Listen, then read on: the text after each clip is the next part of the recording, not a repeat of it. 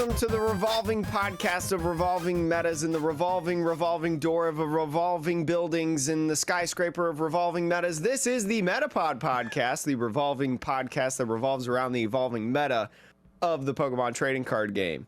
Sean, how are you doing today? I'm good. Was that just to throw me off, Jake? Because now I'm like onto your scent, the cadence. Yeah. This is payback for, well, you didn't really miss last week, but you kind of missed like I had to record by myself. I know. So like that's payback. You know? Oh, okay. So the payback is just throwing me a curveball to start the episode. Yeah, just revolving around the revolving. Anyways, Sean, how are you doing today? I'm good. I'm back home, as everyone can see, with a proper mic and a camera that is not from a low angle overlooking a bearskin rug. So yeah, for those of the people who listened and didn't watch, if you do check out the YouTube, a little plug there, but if you do check it out, you can see during Zach and I's interview that weird camera angle because I don't own a proper tripod. It wasn't on the road, like you were in Seattle visiting and doing stuff, so like you can't expect, I had 2 wireless mics. I mean, what more can you ask of a production quality? That's going above and beyond. I would have just gotten out my cell phone and been like, well, Zach, how are you doing today? Yeah. I'm like, I think I went above and beyond, so I think we're good. It was a great episode. Highly recommend that you listen to it, our previous episode. But today, we have a bunch of excellent news. Some stuff that we've actually talked about before that's updated to an exciting degree, in my personal opinion, as well as maybe some exciting news for the future. But Sean, do you know what is very, very exciting here on this podcast? Is it the 5-star reviews? It's talking about the lovely, great 5-star reviews. So, I mean, as always, we say this every single week, but if you like the podcast, maybe even if you hate the podcast, tell us about it. Leave a review, 1-star, 5-star, all that jazz. We do read the 5-star reviews on the show to hype us up, start us off on a good note. So this time it's going to be from Nick Tone Zone. I want to say Nick Time Zone. Like 18 times now. My brain just like short-circuited. But from Nick Tone Zone, 5 stars, titled Greatness. I'm new playing the TCG, and this podcast rules. The hosts have great voices and super knowledgeable. Play on. I love that. That's Play a great on, review. Sean. Play on, indeed. Is that PlayStation? I feel like that sounds like a PlayStation. I mean, I appreciate it. But I don't know. Play on sounds like a PlayStation slogan. It almost sounds like Play Pokemon's like. Yeah, it could be. That's true. They're like play on. I don't know. It sounds very Pokemon-y. It does. That's fits. fair. Because it's Pokemon. So. Yeah, I mean, it fits their vibe. It fits our vibe. But today we got a bunch of excellent topics. I'm opening up my deck box just to shuffle around my deck because I don't have a deck of cards with me right now. But Sean, we got to talk about the Trainer's Toolkit. You know about the Trainer's Toolkit, don't you? Oh, yeah. So I did see the news on Twitter. What? I did see the news on Twitter. So for anyone who doesn't know what a Trainer's Toolkit is, maybe you're new to this podcast or you're brand new to the Pokemon trading card game, the Trainer's Toolkit is an excellent product, in my opinion. This is the 3rd Trainer's Toolkit that is going to be releasing. This one releasing on July 1st, 2022. So kind of right before like NAIC. I think NAIC is like mid-July, right? Pretty sure. Maybe. I don't know. For some reason, mid-June is in my brain, but I have no idea. Either way, this summer product of the Trainer's Toolkit is excellent, especially for beginner players. This is a product that is going to have a lot of different things you need, including a cool promo card, which honestly, for veteran players, has been the selling point. The first one showcased alternate art Dedenne GX, a very, very powerful card, which I own 2 of those cards because I bought a toolkit. Did you get those? Oh, yeah. I bought 2 toolkits so I could get 4. Oh, so you got the full playset. There was like no decks that ran a playset, but Sean's like, I got to have it. Well, but see, back in the day, and this is the beauty of the Trainer's Toolkit, right? Especially the promos that they choose to put in there. Back in the day, there might not have only been 1 Dedenne in a deck, maybe 2, but every deck had 1 or 2 Dedenne. So if you got 2, if you got 4, if you got 6, you could be running 3, 4, 5 decks, and they all have the number of Dedenes that they need, and you don't have to swap them out. And you could do it on the cheap, comparatively. And also, the second Trainer's Toolkit, the one that's coming before the one that we're talking about today, had Crobat V, an alternate art form, a different art, different card of Crobat V, which Crobat V, if you do not know, is a very popular support Pokemon in the standard format in a bunch of decks, most decks right now. And this one has a new art version of Lumineon V, Sean. We've talked about Lumineon V plenty of times in this podcast, but what's Lumineon? I can't really read the card, but like it basically has the ability of when you put it from your hand onto the bench, you can search your deck for a supporter and put it into your hand. So we've talked about this before, but it's kind of like the Tapu Lele GX that people use in Expanded. It's not quite as good. I think everyone would agree it's not as good, but it does the same thing for Standard, right? And it is seeing play in different decks, like the Beedrill decks that we've talked about, because, well, using Lumineon V is a great way to get like a single strike mustard or something like that, or a rapid strike mustard, even if you're messing around with Andrew Mahone's like double mustard list or whatever that was flying around for a little bit. But yeah, it's pretty cool. It's a pretty cool card. Yeah, I mean, it's a fantastic resource in deck building where you can have many more supporters that you can have at 1 or 2 of. And then you can just, like, with a Pokeball or a Quick Ball or whatever your Pokemon search is, go grab a Lumineon to grab the supporter that you need for that specific instance. So, and especially, you know, I think Lumineon doesn't see nearly as much play as Crobat and Dedenne did when the toolkit came out. But I will tell every single person out there, pick these up, because after rotation, you will lose access to Crobat, I believe, and we don't have Dedenne, so, you know, and you're also going to lose access to Marnie. So Lumineon, I think's value will go up after rotation. And getting these as part of these toolkits is a really, you know, it's a fairly cost-effective way to do it. So just a little pointer there. You'll get 2 of them.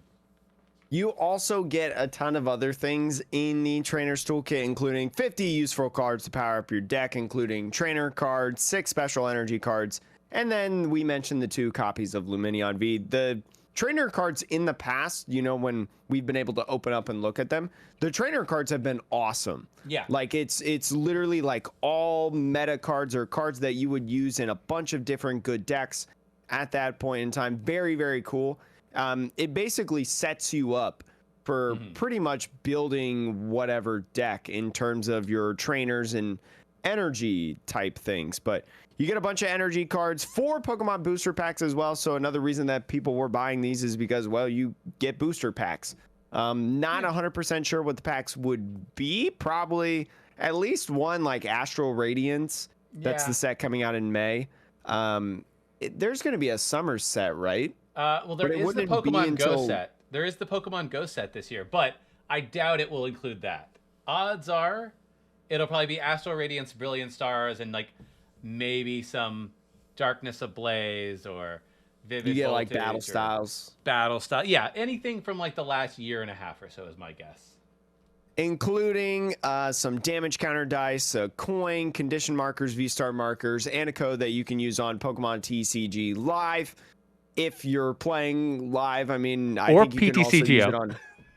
I think you can also use it on PTCGO. So that's what I'm doing. So do what you want. But anyways, this what is this going to be retailing? It retails at about $30 USD. So $30 on July 1st. Again, I think it's a great product. You know, I mean, this is Pokemon. I've talked about this. We've talked about this on the pod for months and months and months. But the products for competitive that they're doing to introduce people to competitive are just bonkers. We talked about the level 3 decks the other day. Excellent. Yeah. Excellent, I will say. And this is right up there with it. Yeah, this is one of those products that every year that it comes out, I think we were actually doing the podcast Jake, have we been doing the podcast long enough for all the trainers toolkits? I'm pretty sure we've covered every trainer's toolkit. When it came out, wow. I Yeah. think that might We're a bunch of be boomers. that might be right. That's wild. Because we've been doing this cast now for, is it almost 2 years? We're at what, like episode 94? Yeah. Is that like roughly 2 years? almost- Wait, how it's many weeks are in a almost. year? Like 112? 152, Jake. No, I meant 2 years is like 112. Yeah, like yeah, 1 yeah. year's like 56. 2 Yeah. years is like 112. That's So, what I like, meant. Don't bully. But like, you know, it's 2 years is 104 weeks. So with a couple of weeks Oh. skipped, we're pretty close to 2 years. So yeah, I think we have covered all the previous trainers. And this is one that we say are like, every time buy it. One thing I will also say, the toolkits seem to be printed in high enough volume that you can always find them. I think you can still find the previous two, maybe, trainers toolkits. You could even probably sometimes. find the one with the Crobat, the second Yeah. one. I think it'd probably be tough to find the Dedenne one. That's fair. Because that has like unbroken bonds and stuff like that. And those Yeah. packs are very sought after. That's fair. But like for the most part, like these products, they're also not things that collectors ever care about because like you're really overpaying for 4 standard format packs. So I would even say like $29.99, very much worth it. If even that is a little too rich for your blood, usually you can find these on sale at your local game stores or other things like several weeks or months afterwards. So I mean, you can also find these at like Target, Yeah. Walmart, things like that. So there's plenty of opportunities to get these. I mean, I see them pretty much every time I would go out and look for cards at like the big major retailers. And you know what? Maybe you're already set on stuff because you've been buying cards and things like that. Maybe you just want the Luminion Vs. Those things are going to be cheap. yeah, you Let could me tell also you, Dedenne was like a $30+ card, Dedenne GX, when the first toolkits came out, and I think I bought my 2 for like $7 each, the alternate arts, yeah. after the toolkit came out. So like, I only paid like $14 for the cards that I really wanted. Yeah, and Luminion, especially right now, like, look, if you don't really need the other cards, you just want to stock up on Luminion, you could also just wait for this to be out for a few weeks, and then Luminion will probably be $1, like straight up It'll be until dirt rotation. cheap. Yeah, until rotation, it's going to be dirt cheap. After rotation, I don't know. Who knows? Who knows? Who knows? But it is a cool card to collect. I don't think Luminion gets a ton of love in terms of Pokemon fans, so to see a Pokemon like Luminion get an alternate art now too, in terms of, well, it had an alternate art in the set, but like, you know, like a promo art now. It's really cool, Sean. Yeah. It's really cool. But you know what else is really, really cool? What is that? I think like half of my transitions are like, you know what else is cool? Like put that on a t-shirt and put our Metapod logo on it. I mean, that's literally me. But anyways, Sean, the Pokemon Company International has agreed to purchase the Millennium Print Group, which is the group responsible for printing cards. So if you do not know, the Pokemon Company International, in charge of managing Pokemon brand outside of Asia, they're going to buy the Millennium Print Group, which is a printer of trading card and kind of other packaging type things in the United States. This is based in North Carolina. And honestly, they've been a long partner of the TPCI Pokemon cards. They've been around for a long time, and they've been in collaborations since 2015. But Sean, they're buying them out now, and it's gonna pretty much be autonomously, I will say. And it's gonna continue to be a little bit like separate, but it's like more in-house per se, because Pokemon's buying them. Yeah, I mean, it doesn't really say, it doesn't say in there how or if at all the operations will change. Because sometimes, like the Pokemon Company International, like you might think, oh, they're going to buy them so that they can print exclusively Pokemon cards, right? And if they do that, then maybe they can cut down on certain costs or, you know, whatever it may be. I don't know what other card games or products like that this company prints for. Obviously Pokemon would be their biggest client because Pokemon makes more trading cards globally than any other company. So yeah, obviously it's the biggest client. But sometimes when companies do this, they're like, yeah, I want to reduce cost, but also why would I take a business that has the opportunity to make more money by printing other card game stuff and have them stop, right? Like, it's actually just bad business. Keep printing the other card games too, make more money. Yeah, I know there's been some speculation that like this will dramatically change what's going on, but to me, I think what this mostly allows is for Pokemon to sort of streamline a little bit more their printing processes. But I don't know, that's my gut. I don't think this is going to lead to anything particularly crazy, new, or different. But what do you think? I mean, I don't think we're going to reinvent the wheel with this per se, but I do hope that like the print quality becomes a little bit better. I mean, we see people all the time, you know, post pictures of like poor packaging or very miscut cards, or you know, you open the pack and you know there's cards that are upside down, backwards, or missing a rare or something like that. I think it's a little bit it's been quieted down a little bit for the last maybe like 2 sets, but there was definitely a period. I feel like Vivid Voltage was a big one. I feel like a lot of people had problems with Vivid Voltage about like missing rares and things like that in packs. So, I mean, it obviously won't be perfected with this buy, but I think it's significant enough that like, you know, we probably won't notice as many problems, hopefully. I don't know. I mean, it's like it's the same company though. It's the same employees, it's the same processes. Like maybe you might be right. Maybe the Pokemon company, it's a quality assurance move. It's like, hey, if we own the printers, we can make sure that things don't get that messed up. But I mean, compared to like Magic, you know, it's the best other big, you know, Western card game example. Magic's printing is way worse than Pokemon's. Just straight up, man. Like every set is an absolute crapshoot in terms of if the card stock is going to be good.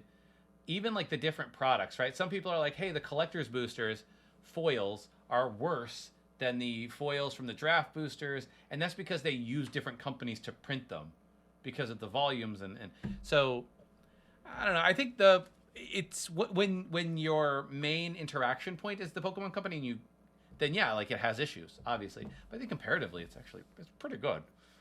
If there's one thing that I will propose to the Pokemon company, it's, well, 2 things, I guess. 1, fix the back of the Pokeball. Oh. If you don't know, I'm going to ruin this for everyone if they don't know already. But if you look at the Pokeball on the back of a US Pokemon card, you will notice that it opens up the wrong way. And it's been like that for like 20 years, Sean.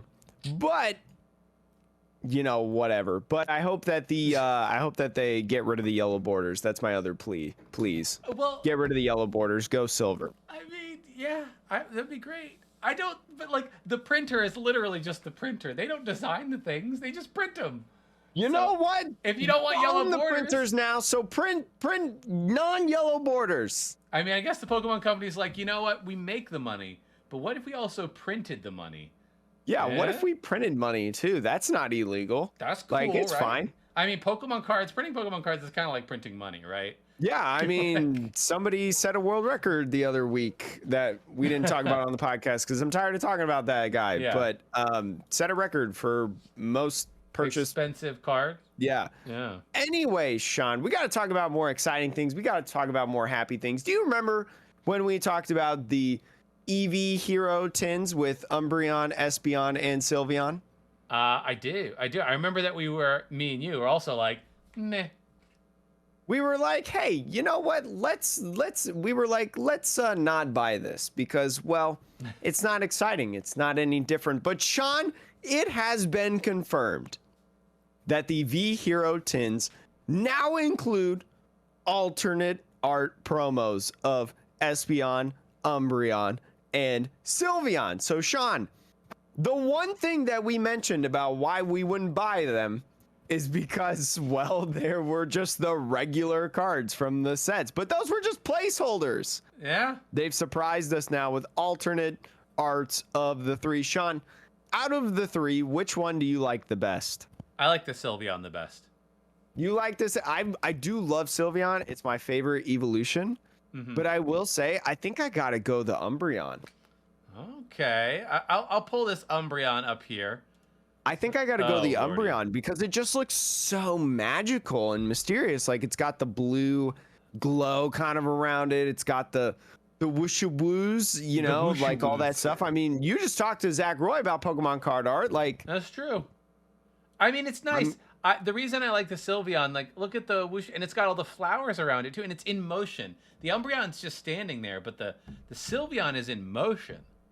I do agree. I do love the beautiful flowers, the use of colors with like the yellow, the light yellows and like the darker reds in some of the flowers too, in contrast with the pink and purple of, you know, Sylveon Psychic card. Espeon looks good too. Yeah, no, I mean, the Espeon, you can also tell it's like jumping through a forest, whereas like, look, you have forest with Espeon, you have flowers with Sylveon. Umbreon, I guess it's just on a sidewalk. Look, you don't need an Umbreon in a dark alley, Sean. Yeah, that's fair. I don't want to meet Umbreon in a dark alley. That's scary. That is scary. It'll wreck you, but don't worry, these tins won't wreck you. But anyways, these were first revealed in January, and it's weird that now we are getting the alternate art cards, but these are going to release on April 22nd. You may have seen that in the video that we showcased here on YouTube. Well, I guess some of you are listening on Apple, iTunes, and Spotify, but if you saw our YouTube video about talking about the different products that are releasing in April, we've changed our answers now for, well, I guess we've changed some of our thought on this. It's still $25 each tin, April 22nd. Sean, would you buy one of these tins now that you see these alternate arts? No. But, I mean, sometimes I'm like, I know we say they are technically alternate arts, right? That is correct. However, they are not alternate arts the same way that Dedenne in the Trainer's Toolkit was an alternate art, or the same way that the Eternatus V was an alternate art, or Lucario V from the Lucario VSTAR box is an alternate art, right? It doesn't have texture. It doesn't have, you know, it's like the Zacian alternate art, right? Where it's like, yeah, it's just another, it's like printed the exact same way a V is, which is not to say they're bad, but like, you know, give me something a little special, Pokemon. Give us some texture. Give me something a little special. Give me that rainbow rare golden. Right. Yeah, sweeten the deal. Come on, Pokemon. You can give it a little texture. You can give it a little texture. Anyways, I still don't think I'll buy these. I mean, if anything, I'll buy the promo. Umbreon will just be dirt cheap. Yeah. You know, it's probably going to be less than the Luminion. I will say. Almost certainly. It's going to be less than Luminion. But Sean, do you know what card is going to be stupid expensive when it comes out? Transition. Hisuian Zoroark V. Oh my gosh, Sean, this card was announced the other day. It was announced as Dark Phantasma, which is a set that is going to be coming out in terms of Japan. It's going to be releasing on May 13th, and you know, we've started to see the set list, and they showed this Hisuian Zoroark V. Sean, Hisuian Zoroark V, a ghost normal type Pokemon in the video game. So it's got the normal typing for this. So same as Arceus, it's weak to fighting Pokemon, Sean. But let's go over the V first because, well, you have to evolve the V to get to the V Max. It's 210 HP, a basic Pokemon V with no energy costs. You just play the Pokemon if it's in your active and whatnot. Hollow Swap, 30 damage. You may switch this Pokemon with one of your bench Pokemon. We've seen this move. What's the Strafe on Rapid Strike Urshifu V? It's the same exact thing, except now it does normal damage instead of fighting damage. But for 3 colorless, Sean, you can go Shadow Cyclone, 130 damage. Move 1 energy from this Pokemon to one of your benched Pokemon. So very interesting. You probably don't want to use that attack because, you know, you want to be the VSTAR. But it's a pretty interesting combo of things going on, Sean. But you know what's even better? Yeah, that VSTAR. That VSTAR though, Sean. What that VSTAR do? That VSTAR do a lot. It has one attack and one ability. So similar to Arceus, right? You're like, okay, one attack, one ability. It's that style of VSTAR. 270 HP colorless, so a little bit on the dinky side at 270. It's 10 HP less than Arceus VSTAR, I believe. Yeah, so it's just like little dinky, but it has 2 colorless.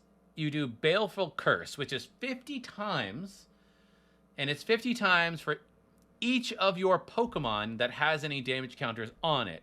So it includes itself, I believe, right? It doesn't say benched. So you can do a max of 300 damage. If all of your Pokemon have 1 damage counter on them at least, you do 300 damage for 2 colorless energy. Pretty, theoretically, pretty powerful. How you get the damage counters on all your Pokemon, there's a variety of stadiums that do this stuff. And they came out with a tool card, which we can talk about, that helps. But yeah, the ability for 2 colorless, which you can do with just 1 double turbo, right? Mm-hmm. And so you'd be doing 300 minus 20, 280. But, ping a couple of damage counters here and there with any other thing, and then boom, you're good to go. You could also attach something like a choice band. Yeah. Is that what it is? Choice belt? I always don't know. I never know the name. Yeah, but the one that gives you an extra 30 damage to Vs and V-stars or whatever. Yeah, so you could, with a double turbo, you can reach like 310, which would knock out an Arceus V-star with a big charm, which is kind of a pretty big deal in my personal opinion. And to help get the damage counters on, Sean, there was a stadium released in Space Juggler, Time Gazer, the 2 sets that came out. Pokedads, TCG, love the Pokedads and their podcast. They sent us this screenshot that you may see on YouTube or Spotify right now if you're watching the video version. The Stadium Gape Jaw Bog. Yeah. Say that 5 times fast. Gape Jaw Bog, Gape Jaw Bog, Gape Jaw Bog, No. Got him. I stopped. Okay, I'll never ask you to do that again because you got me the first time, but now I've got you, so now we're even. Anyways, whenever either player plays a basic Pokemon from their hand onto their bench, they play 2 damage counters on that Pokemon. So, this is a pretty easy way, Sean, to get damage counters on your Pokemon. We don't have something like Chaotic Swell in format. No. So, you put it out, it's there to stay. Yeah, I mean, it's I feel like there is an item card that also, is there an item card that heals all the damage, like up to like 10 or 20 or 30 damage from all of your Pokemon? I feel like fresh water jug or something like that exists. I don't know. Point being, I think this is great at making the Hisuian Zoroark do max damage. You're absolutely right. Great little stadium, because you can play the stadium and then in the same turn fill your bench, Evo, attach 1 energy. You can do all of that in 1 turn. All you need is the Zoroark to have been on the field for that 1 turn before, right? Mm-hmm. Excellent. Perfect. But you also make your entire bench susceptible to being KO'd in response, which I'm like... Well, here's my thought about that. I feel like this meta, a lot of what's going on right now is very one-hit KO. Yeah. So you talk about like Mew VMAX. We all know Mew VMAX hits absurdly high numbers, especially on turn 2 with Meloetta. Rapid Strike Malamar, another Pokemon that just hits super, super high numbers. And then also something like Arceus, right? Arceus is doing a lot of one-hit KOs on smaller V Pokemon that you have on your bench with Boss and things like that. And that is just the start of it. You can even talk about the Galarian birds, Moltres, Zapdos, the one-hit KO counterbox decks, so I don't mind if, my Zoroark gets damaged a little bit weaker. As long as I'm taking the KOs first, that's I'll true. win. And so the second half of the card, the V-Star ability. Which is why the second half is why I think it's like a bonkers card, by the way. The V-Star power. It's good. I mean, the fact that both of these things are on one card is pretty good. But you discard your hand and draw 7. It's Professor's Research on an ability. You can only use it once per game, but like you can have one turn that just sees so many cards because like when this comes out, now this will come out I think after some amount of rotation, so we will lose Crobat, I believe. But you will be able to like get all of this draw if you're playing any sort of Bibarel engine, right? Which I know you're a huge fan of, Jake. If you're playing love Bibarel engines. They're so fun. Yeah, if you're playing a Bibarel engine and this, and you play a research, it is not crazy to think that you can get through half your deck or more in one turn. Like you thought Mew has a crazy draw engine? Bruh. I mean, just think about this. You remember the days of ADP, right? ADP when it was broken, bonkers, when Zacian was first in it. Think about the amount of stuff that it could draw per turn. A big card that allowed it to do that, we already talked about it earlier on this pod, Dedenne GX. It was a staple in ADP. You played it turn 1 every single game, because it was that important to just draw cards, and you could do that as well as research.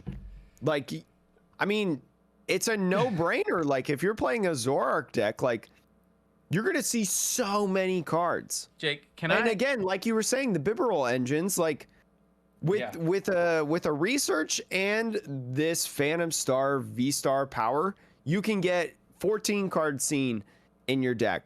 Speaking of Bibarel, you know, you're playing Ultra Balls, you're playing Quick Balls, you're playing things that discard stuff from your hand. Like, you're going to be able to Bibarel once, at least in the turn. So you could see, I don't know, 3 to 4 more cards. And it's like, it's insane. I would love to see somebody, because between this, Crobat, Dedenne, is Shaman banned in Expanded now? Yeah. Yes. Yeah. Okay. But like, these 3 plus a few other things, I would love to see somebody build a deck and say, I'm going to try it. Like, what's the fastest I can deck myself out in a Pokemon game? Like, try to break a record. So you know the Donk decks, right? In Expanded? Yeah. Yeah, you could just, well, you can't do this because you have to evolve. True, but I mean, like, are there any decks currently in Expanded that can deck themselves out turn 1, going first? Yeah, or Donk second? I'm pretty sure Donk decks can deck themselves out.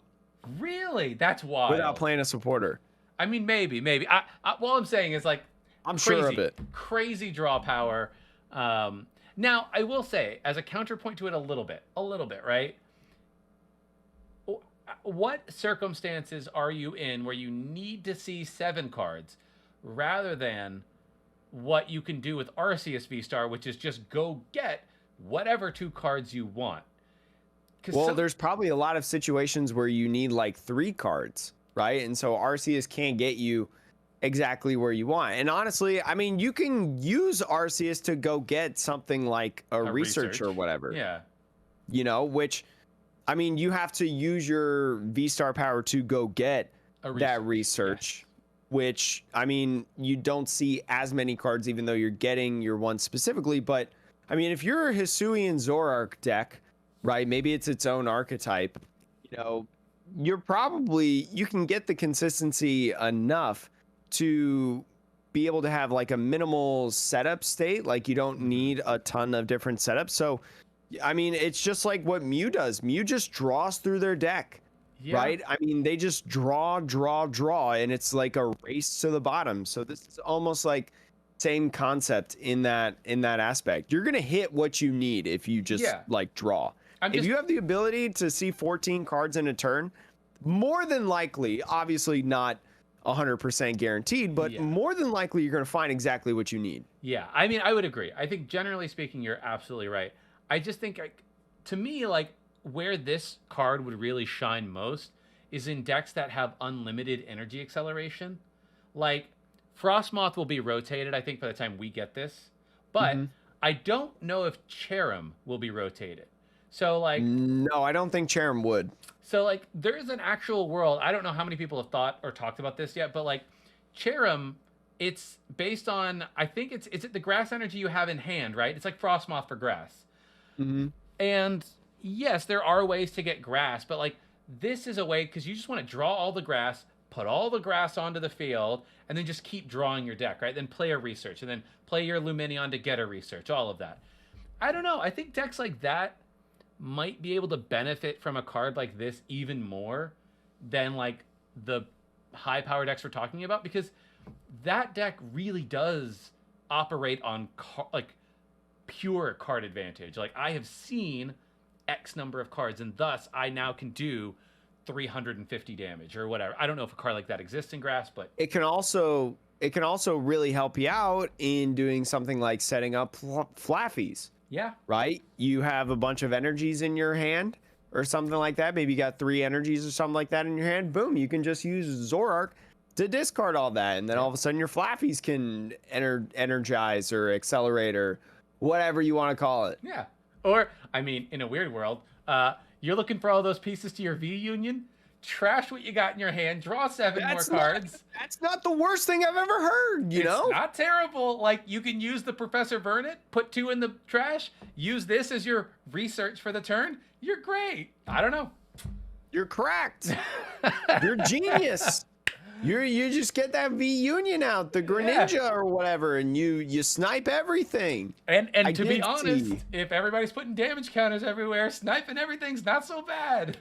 Yeah, it's not the worst plan I've ever heard, Sean, but very, very cool. We may at some other point talk about the different sets or whatever, but this will come in like our August set. Yeah. Sean. So this is coming like right around Worlds and things like that. I will say, if you kind of scroll up to the top to look at the reverse hollows, the Zorua, beautiful card.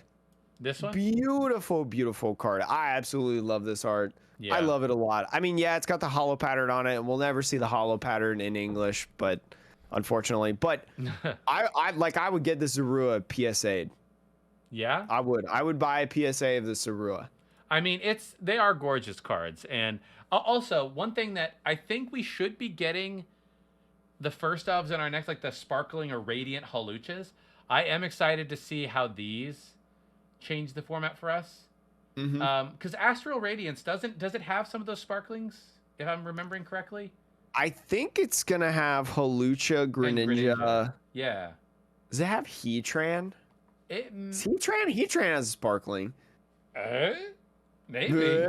I mean, we'll go over it once the set lists are announced for Astral Radiance, and we'll be able to tell you exactly what is in it and what. Well, we'll make our best guess as to what is good and what is not good. But there's a lot of interesting stuff in the future, including Sean. Sean, we're back on that tournament grind. Yeah. Tournament results. Sean, the European International Championships is happening this weekend. Neither of us are going. No. Because, I mean, we're busy. I'm going to be we're in not 3 in different Europe. states in 3 days, but... Yeah.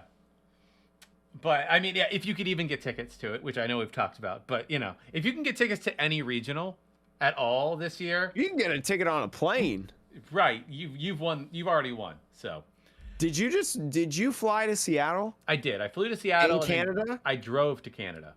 Ah.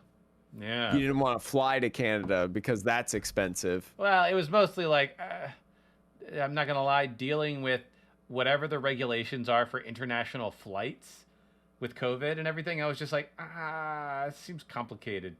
I'll just drive. And it was easy. The drive was like, passport, papers, please. And I'm like, easy. So I will say I didn't know that Sean was in Canada when he was in Canada, and I got like this notice on my phone that says somebody from Canada is trying to sign in to your account for the Metapod. And I was like, excuse me? And I like changed our password and stuff. I was like, yo, Sean, somebody in Canada is trying to get into our podcast, trying to sabotage our podcast. And he's like, oh yeah, that's me. I'm like, oh, I'm sorry, I didn't know you were in Canada. Yeah, yeah, I got a new phone, so I was like, let's do this. But yeah, but anyway, Sean, EUIC. European what? Yeah, EUIC. Yeah, EUIC is around the corner. Let's do a future sight. It's been a long time, I feel like, since we've done future sight predictions, Sean. So, what do you think wins EUIC? I think I will say Sander, top 4. Okay. Because the Europeans may remember, but nobody is talking about Sander's weird control decks anymore.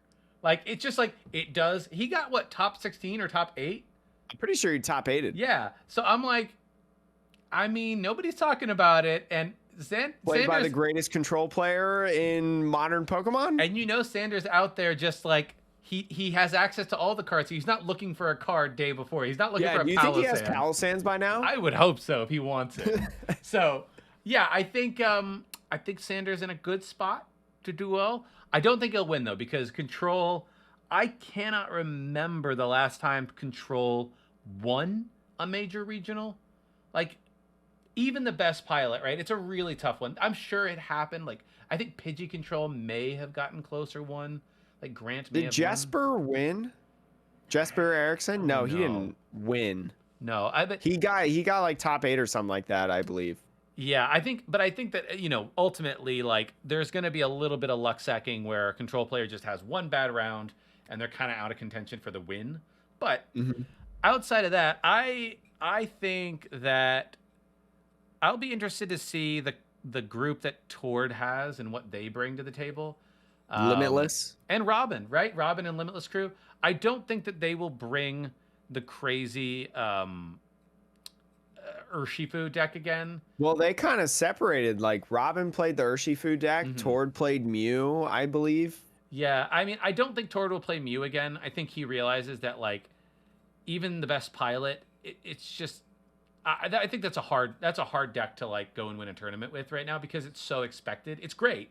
You have so many people like gunning for you. Yes, exactly. Right? Like the other American tournament, like there were just so many dark decks. Yeah. And I think there will continue to be a lot of dark decks. Maybe not Gengar, but there will continue to be good dark decks. So I don't know. I think some form of Arceus takes it at this one. Maybe a Arceus Burbs, like an Arceus counterbox deck, because the format is a little bit more established now. So I could see that the counterbox finally is like, okay, I've got my ratios correct.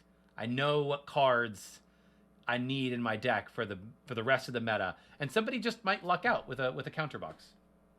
I think it's gonna be Suicune. Oh, I got this feeling of Suicune, right? Like Finn did really, really well with it. Yeah. At the regional, it's been doing pretty okay online. Like it just won also the GG Tour. You right? don't think that the recent Entei? GG Tour showdown? You don't think Entei has a shot instead? Red Entei's Suicune? just bad. I mean, no Entei, no Entei, no Entei. It's the same thing. What do you mean no Entei? What do you mean no Entei? It's like it doesn't have like a 3 retreat cost or something like that. I don't know. It's not retreating. It's dying. You don't retreat it.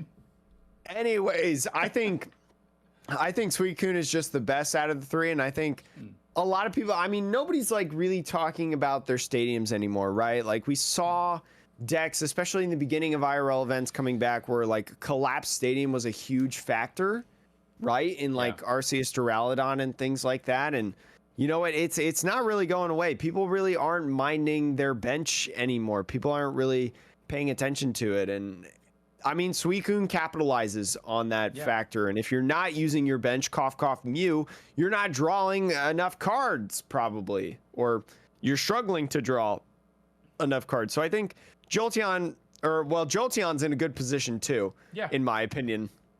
That's another deck that I expect to see in the top 8. But I really think I'm not a betting man, but if I was a betting man, I would put money on Suicune.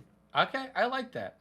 I mean, I think what we're both saying, though, is we expect to see a not 3-prize deck at those top tables, which I would love. Well, I mean, Mew's going to be in top 8. There's no question about Mew will that. be in top Mew 8. is in top 8. Mew is at top 8. I could see a single strike Urshifu as well.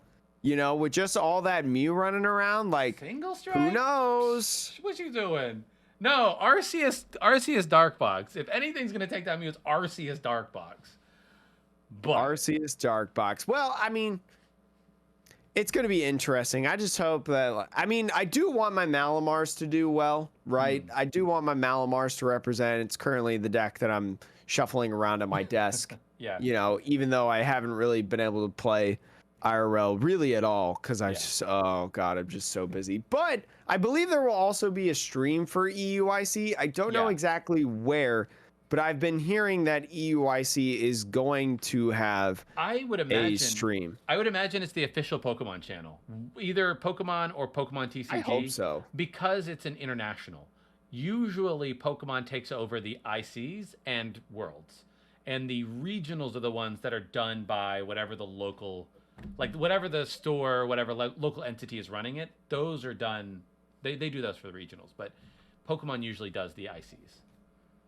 You know that we'll cover it once it gets over. Hopefully we can do it a little bit more than the Brazilian ICs. I feel like, or the regional, because it was so hard to get information, and the time that we recorded, like, just not a lot of info was out there at the time. So, but we did get to cover the cool Whimsicott deck. We did, and look, I think we'll have more information too because the Limitless crew is all in Europe. They're going to be going to the tournament. So, like, yeah, I think there'll be a lot of good coverage. So, if you want to fund me to be able to go quit my job and go to EUIC to give you all the deck lists, well, that'd be cool. But anyways, Sean, do we have anything else that we need to talk about? No, nothing else we need to talk about. So, Jake, if you want to sign us on out of here. Thank you so much for listening to the Metapod podcast, the revolving podcast that, frick, I can't even remember the tagline now. All right, goodbye, everybody. Peace.